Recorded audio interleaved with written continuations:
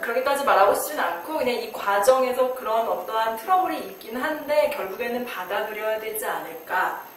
다른 사람의 삶의 다양성, 삶의 다양성인 거죠. 그것도 이제 저렇게 사는 사람도 있구나라는 거를. 아니, 근데 일단은 그 사람들이 받아들이건 안 받아들이건 다른 사람의 삶에 영향을 미칠 권리가 없잖아요. 그렇죠. 그러니까 제 말은, 왜냐면 받아들이지 못하기 때문에 그렇게 막 굳이 거기까지 가가지고 퀴어 축제만 반대하고 반대하는 것도 그 사람들 자유인 거죠. 반대 집회를 할 수 있는 자유가 있으면. 그러니까 반대 집회가 불법 집회로 지금 불법 반대를. 집회? 불법 집회면 그 불법성에 대한 책임을 져야겠지. 그럼요. 근데 이제 문제가 뭐냐면은 거기서 가장 큰 문제는 그걸 방임했던 경찰이거든요. 경찰이 적극적으로 그거를 이렇게 좀 막아주거나 자신들을 보호해주지 않았어요. 그래서 퀴어 축제는 합법이었고요. 네, 그렇죠. 그건 아예 축제. 그럼 거기서 불법을 저지른 사람들을 잡아서 처벌하면 돼요. 그러니까 근데 그게 제대로 지금 되고 있지 않으니까 지금 이게 문제가 되는 거잖아요. 그럼 안 되죠. 그리고 사실 여기서 그냥 왜냐면은 퀴어 축제가 중요한 게 뭐냐면 그 사람이 이제 글을 썼지만 자신도 이제 성소수자로서 굉장히 이렇게 뭔가 예전보다 조금 괜찮아졌다고 하지만 그래도 성소수자들을 보는 그런 시선 그리고 내부적인 어떤 그런 갈등이나 분노나 이런 게 막 있잖아요.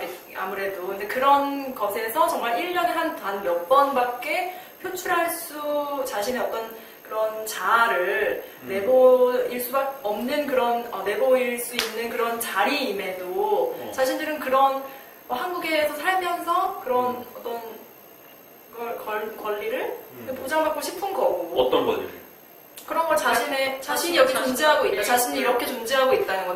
나는 이런 내 모습이다. 이게 나다라는 거를 내보이고 싶을 거 아니에요. 왜냐면 우리도 주체성에 대해서 얘기를 하잖아요. 되게 중요하다고 생각하고. 근데 주체성이라는 게 그게 정상인 주체성이 따로 있는 게 아니니까. 근데 그런 주체성도 이것도 난데 그럼 어떡하겠어요. 내가 만약에 동성애자라면 그리고 진짜로 내가 동성애자라는 사실을 받아들이고 그걸 나 자신을 사랑하는 동성애자라면 굳이 어딘가에 가서 내가 동성애자라는 사실을 외치고 싶을 것 같지도 않고 사람들이 내가 동성애를 하는 것을 인정해야 된다고 생각지도 않을 것 같아요. 사실. 그거는 아니기 때문에 그렇게 말하시는 것 같아요. 아니면은 꼭 그쵸. 자신다울 수 있는 장소이고 또 그런 나를 이해해줄 수 있는 누군가를 만날 수 있는 연대할 수 있는 그런 아주 중요한 자리인 건데 그게 이제 짓밟혀졌으니까 그 사람들이 막 이게 물론 그것도 투영하는 거죠. 그 사실만 보면은 사실 그렇게 그럴 수도 있는 건데 마치 자신의 삶이 되게 짓밟힐 것 같은 느낌으로까지 가잖아요. 아무래도 뭔가 내가 부정당한 느낌? 내 삶이, 내 존재가 그게 굉장히 사람을 정말 비참하게 만들거든요. 그런 경험이 없으신가 봐요. 그거는 외부에서 그런 게 있었을 때 내가 내부에서 동의를 해야지 그런 현상이 일어날 것 같은데. 어떤 현상?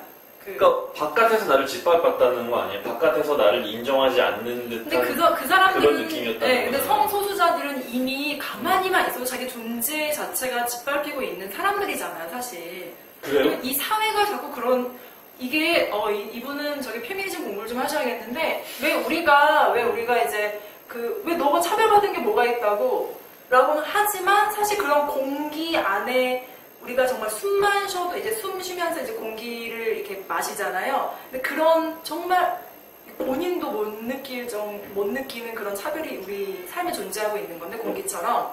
근데 그게 정말 누군가가 작정하고 이렇게 다이렉트로 직접적으로 혐오하고 짓밟고 그런 것만 짓밟는 게 아니거든요.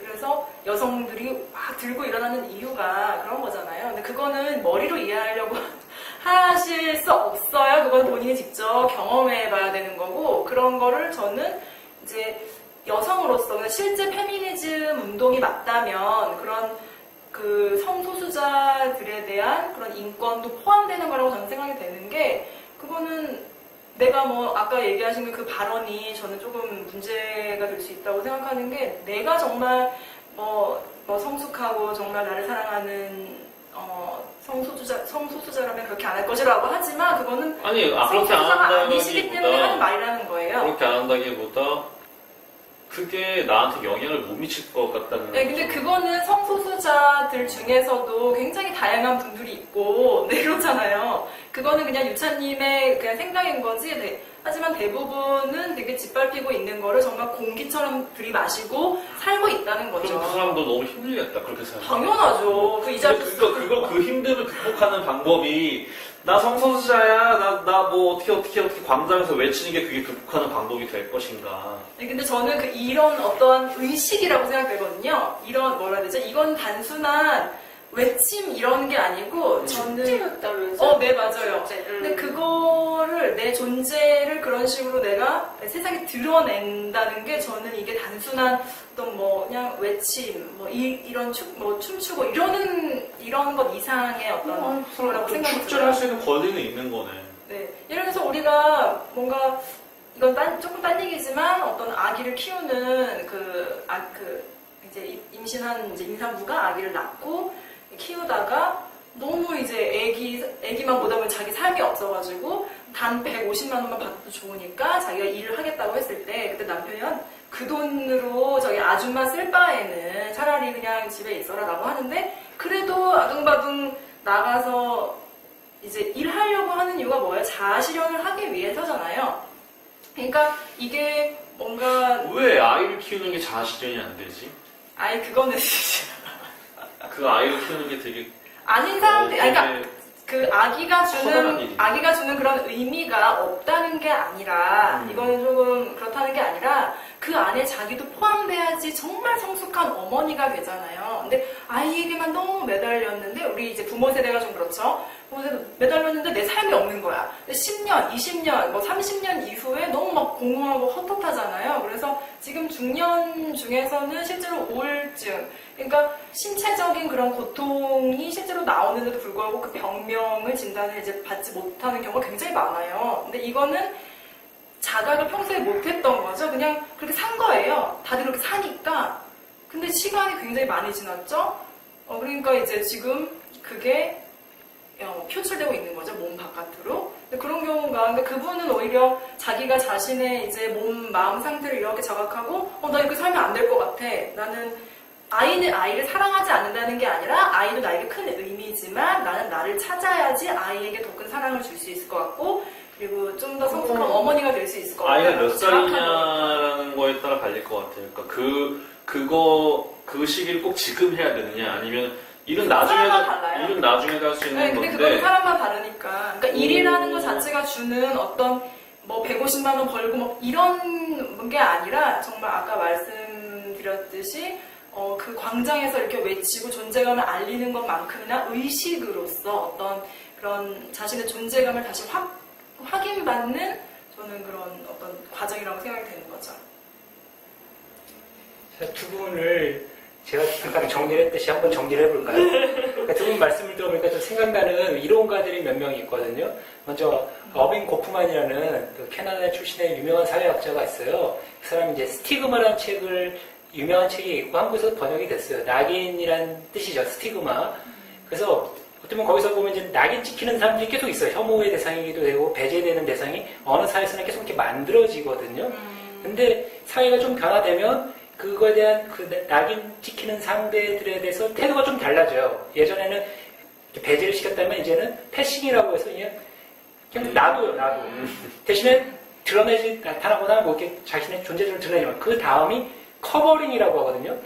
그러니까 그래 너의 존재는 이제 인정은 하겠어. 이제는 무시하진 않아요. 패싱은 좀 무시의 개념처럼 그래 너란 존재가 있다는 걸 알겠어. 하지만 대놓고 나대지 마라. 이런 식의 의미고 최근에 그래서 커버링이라는 책이 나왔더라고요. 그거는 일본인 사회학자가 그 어빙 고프만의 책의 그 개념을 받아서 커버링이라는 책을 냈더라고요. 그러니까 어떤 식으로 우리 어쩌면 유차님을 비롯해서 일반인, 스트라이트라고 불리는 일반 이성애자들이 어떤 자신과 다른 어떤 소수자성을 지닌 사람들의 분위기에서 어떤 식으로 커버링을 하는지, 그러니까 은폐시켜서 그들의 존재를 약간 상처를 주는지 이거를 이제 밝혀낸 책을 썼더라고요. 근데 아까 페미니즘 얘기도 나왔는데 좀 더 생각을 우리가 한번 해보자고요. 그러니까 왜 어떤 여성들이 됐든 누가 됐든 왜 계속 거리로 나와서 장애인들도 그렇죠. 왜 자기의 목소리를 그렇게 낼까? 근데 이거는 아마 우리가 한국 사회에 살면서 우리가 이제 편리하고 효율적으로 빨리 뭔가를 해줄 때 그런 분들이 약간 장애물이고 뭔가 이렇게 걸리적거리면서 약간 어떤 불편함이 계속 있기 때문일 수 있는데 우리가 다른 나라만 가서 살아도 장애인들을 굉장히 쉽게 만날 수 있거든요. 근데 한국에서는 그게 만나기 쉽지 않다는 것 자체가 한국 사회의 구조 자체가 이미 그들을 밀어내고 있다는 거예요. 그러니까 내가 보고 들을 수 있는 것이 한정되어 있고 그것이 정상이라고 우리 감각하고 있는데 한국 사람들은 이것이 정상이 아니라 만들어진 결과이고 여기에 배제되어 있던 다른 사람들은 그렇지 않다고 우리들도 있다고 이 세상에 감각하는 방향을 바꿔야 된다고 인정투쟁을 하고 있는 거죠. 그리고 옛날에 노동자들이 투쟁을 해서 어떤 사회가 그나마 어떤 식으로 좀 변화가 일어났고 수많은 사람들이 계속 변화를 일으키듯이 그다음에 그 성소수자들도 그런 거예요. 그냥 너희들끼리 살고 그냥 크게 피해만 끼치지 않으면 되겠어. 이 정도가 아니라 나도 투표권도 있죠. 이 정도 인정받는 게 아니라 나란 존재를 똑같은 인간으로서 대우해달라. 나란 존재를 무시하지 말아라. 알게 모르게 깔려있는 우리 밑바탕에 무식에 깔려있는 그거를 바꿔보자.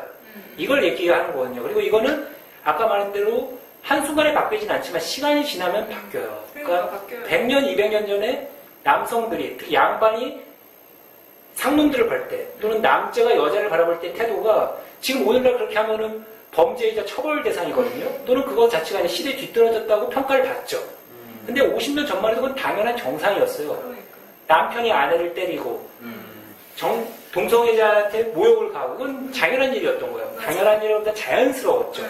근데 그 자연스러움이 이제 자연스럽지가 않게 되는 것이 시대의 변화인 거고, 지금 그런 변화를 어떤 성소수자들은 외치는 거죠. 그렇죠. 그리고 또 이것도 한번 생각해 보시면 좋을 것 같아요. 성소수자들의 자살률이나 우울증 이런 거는 조사조차도 거의 안 돼요. 너무나 많은 사람들이 죽거든요. 그거는 우리가 그들을 대놓고 차별해서가 아닌 거예요. 알게 모르게 그들에게 상처를 주고 계속 있는 거고. 공기처럼 그렇죠. 네, 차별하고 있어요. 그래서 우리 한국 사회 자체가 자살률이 엄청 높은데 성소수자들의 자살률은 아예 셀 수도 없을 만큼 높죠. 그러니까 우리는 알게 모르게 그런 죽음에 우리가 뭐 동조했다고 할 수까지는 없겠지만 이게 방임자이자 공범이라고 좀 말이 심할 수도 있지만 뭐 생각해볼 문제인 거죠. 그렇죠. 그 죽음을 이제 좀 끝내야 되는 거죠.